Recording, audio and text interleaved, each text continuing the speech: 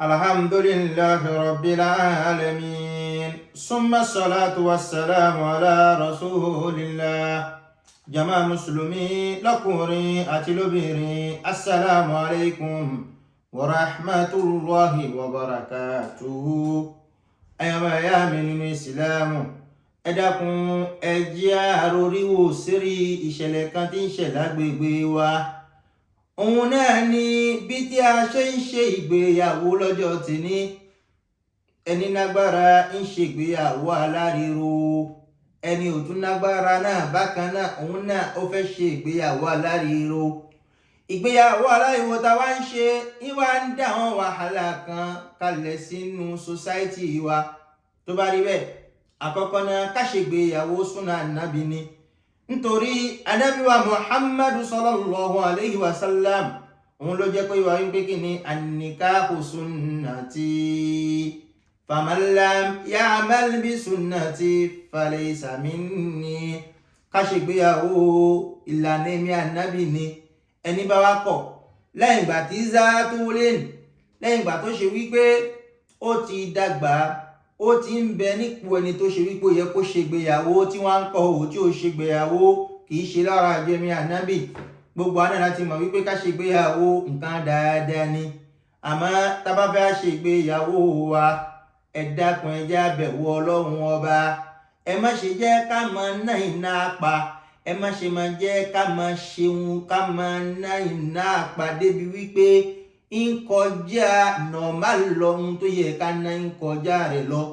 Ànábì wa Muhammadu sallallahu alayhi wa sallam ó jẹ́ pé wà wípé èyí tí fi ń ní oore jù nínú ìgbéyàwó, èyí tí fi ń ní àlùbáríkà jù nínú ìgbéyàwó, èyí tí fi ń ní ọlá jù nínú ìgbéyàwó, òun náà ni ìgbéyàwó tó ṣe wípé kí ni amúfúyẹ́, ajẹ́ ó rọrùn, àwùjọ ó nira, àwùjọ ó le rárá.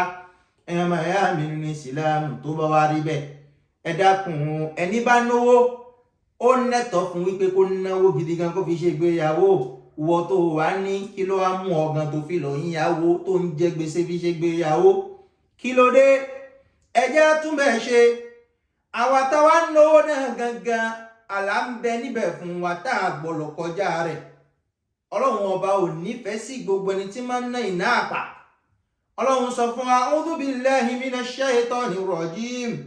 Bismillahir rahmanir rahim. Innal mubadhirina kanu ihwana ash-shayatin wa kana ash-shaytanu li rabbihi kafura. Ọlọ́run yóò yọ àwọn gbé innal mubadhirina dájúdájú ẹ̀rí àwọn tó ṣe wípé wọ́n máa ń ná iná pa, wọ́n máa ń ná iná tí ń bá ná ta ló fẹ́ mú mi, ta ló mi gbọ́ lọ́dọ̀ bàbá ẹnìkan. Wọ́n máa ń ná iná pa tí wọ́n yìí ṣe control nínú dépense wọn. Kánú ihwana shayatin. Àwọn ẹni bẹ́ẹ̀ àwọn ọmọ ìyá ṣìtánì ni wọ́n. Gbogbo ìran ṣìtánì tí ń bẹ láyé, àwọn ọmọ ìyá wọn, àwọn ẹni tí máa ń ná iná pa. Ọmọ ìyá mi, bàbá fẹ́ ṣe ìgbéyàwó, lóòótọ́ bàbá ní òwò wa ẹ̀tọ́ ni fún wa ká ṣe bí tó bá ṣe wù wá, àmọ́ òwò ká má ná iná pa, ká má ṣe ná iná pa. Nítorí iná pa tá ń ná lé ní ó pọ̀ jù, gbogbo ìgbéyàwó tá ń ṣe lé ní ó pọ̀ jù. Ẹni lówó ó fẹ́ ṣe ìgbéyàwó káyé gbọ́kọ̀ òun mà, ẹni tó tún wá ní náà gangan òun náà fẹ́ ṣe ìgbéyàwó káyé gbọ́kọ̀ òun mà. Kí ló dé? Ẹ dákun ìbẹ̀wò Ọlọ́run ọba lójú lọ. Gbogbo ẹni bá ń ná pa, Ọlọ́run bá ti sọ pé ọmọ ìyá ṣìtánì ni. Tó bá rí bẹ́ẹ̀, àwọn ọmọ tí wọ́n ń ṣe ìgbéyàwó lèmi, ẹjá gbé tàwọn olówó sẹ́gbẹ̀ẹ́ kan, àwọn tẹ̀tù mówó tó ṣe wípé wọ́n lè dán ọmọ wọn lókoòrò. Ọmọ ìyá mi, ìwọ tó ìṣọlọ́lá, ìwọ tó ìṣolówó, nítorí wípé ọmọ lágbáyà ṣe tiẹ̀, ayé gbọ́ ọ̀hún mà. Ìwọ gangan wá ní pé àfi dandan kí wọn náà kó ṣe bẹ́ẹ̀. Ó wá lọ gba gbèsè lọ́tùn, ó gba gbèsè lósì, ẹ wá ń ṣe ìgbéyàwó títí gbéyàwó fi ń lọ 10 mílíọ̀n. Ìwọ gangan capital ẹ̀ kò sì ju 3 mílíọ̀n lọ. Kódà kò tó wá ní 10 mílíọ̀n ọ̀hún kò tó wá lò. Àwọn ọmọ tẹ́ so pọ̀, ǹjẹ́ wọ́n níṣẹ́? Àwọn ọmọ tí ẹ so èrè fún tẹ bà náà owó tó bẹ́ẹ̀, ǹjẹ́ wọ́n níṣẹ́ lápá? Ǹjẹ́ wọ́n ní nǹkan tí ń mú wá fún wọn? ǹjẹ́ wọ́n rí jẹ nírọ̀rùn? Wọ́n máa ṣe ìgbéyàwó bú ṣe, wọ́n wá dẹni tí ń sùn nílé. Wọ́n ṣe ìgbéyàwó bú ṣe, wọn ò lè lọ síbi iṣẹ́, wọn níṣẹ́ lápá. Ẹ̀yin òbí lẹ tó kù ń gbọ́ wọn. Owó tí a ná sínú ìgbéyàwó náà, kí ló dé tá a lè fi dá wọn lókoòrò?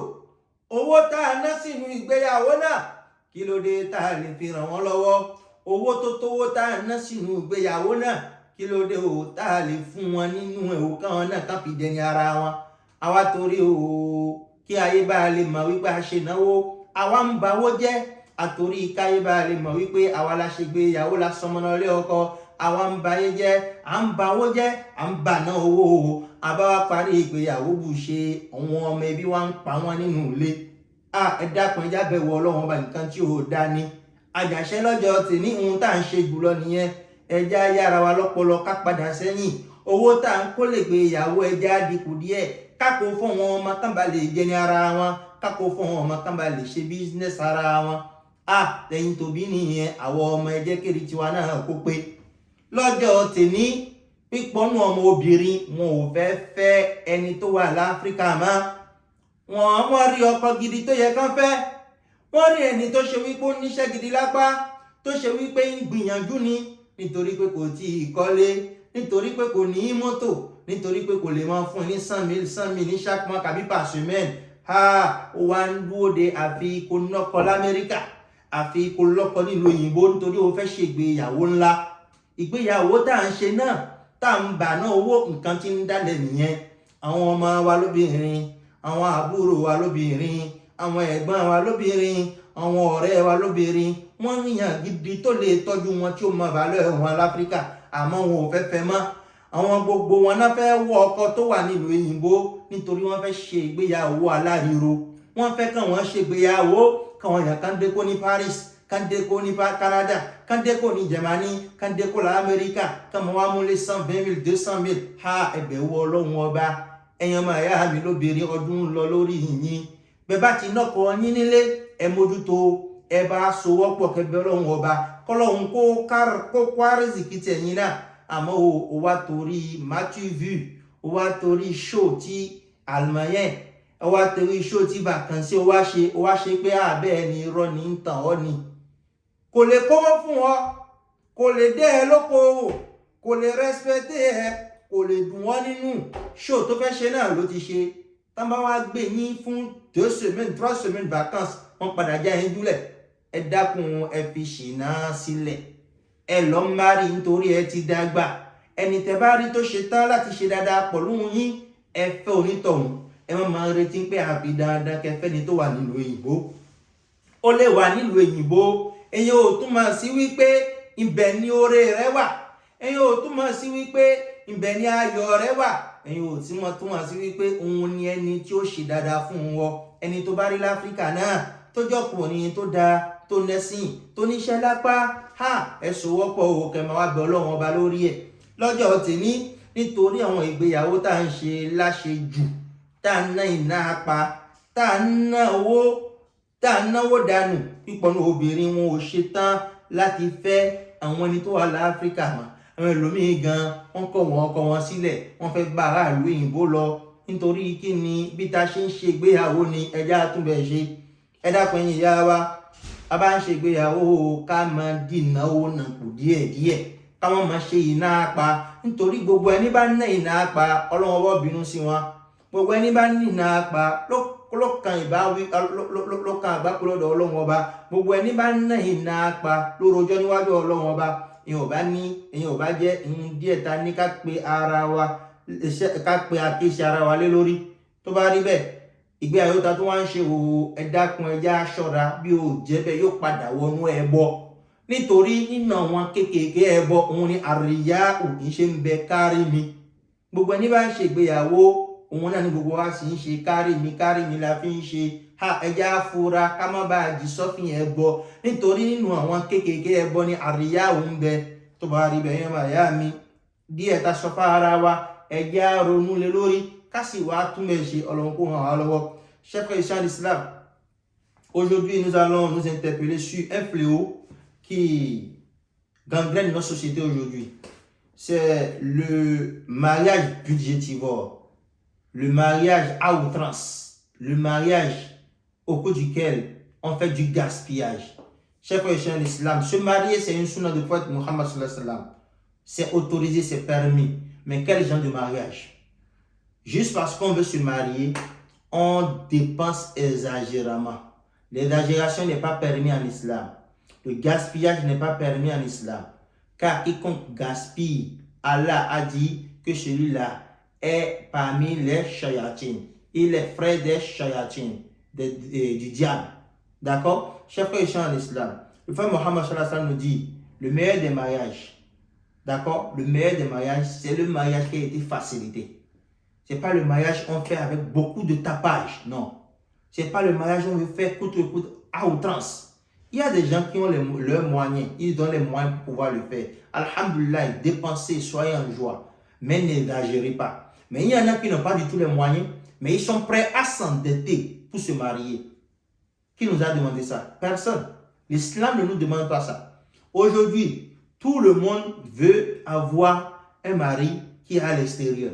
Pendant que nous avons un jeune homme bien beau, qui a un bon boulot, qui est religieux à côté de nous, et on ne veut pas de lui. On veut coûte que coûte prendre quelqu'un qui est à l'extérieur, juste parce que aujourd'hui, ceux qui sont à l'extérieur, quand ils viennent, ils font trop de tapage. Ils font le mariage à outrance, le mariage budgétivore. Alors aujourd'hui, chers parents, lorsque nous voulons investir dans le mariage, dans la célébration du mariage de nos enfants, économisons, minimisons les dépenses. Car aujourd'hui, après le mariage, nous constatons qu'il y a beaucoup de couples, ils n'ont même pas le peu pour pouvoir subvenir à leurs besoins. Ils n'ont même pas un capital, ils n'ont pas un boulot, ils n'ont pas un business, ils n'ont pas un commerce, ils n'ont rien. Et c'est les parents maintenant qui subviennent encore à leurs besoins. Ce n'est pas bien. Si vous dépensez 20 millions, 10 millions, 15 millions pour faire un mariage, pourquoi ne pas diviser ça en deux, remettre une partie aux enfants pour qu'ils puissent se lancer aussi? Cela constituerait un vrai capital pour pouvoir les lancer et leur permettre de voler de leurs propres aides. Chers frères et sœurs en islam, chers parents, réfléchissons assez et minimisons les dépenses au cours des mariages que nous faisons de nos jours. Qu'Allah facilite la compréhension, qu'il nous compte parmi ceux qui écoutent sa parole et s'évertuent à l'appliquer de la meilleure manière. Assalamu alaikum wa rahmatullahi wa barakatuhu.